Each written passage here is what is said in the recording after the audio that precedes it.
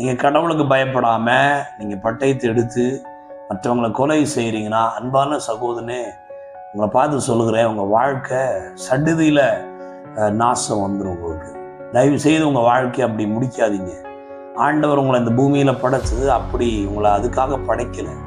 கத்தி எடுத்து மற்றவங்களை வெட்டுவதற்காக தேவன் உங்களை உண்டாக்கலை. ஆண்டவருடைய நோக்கம் வேற.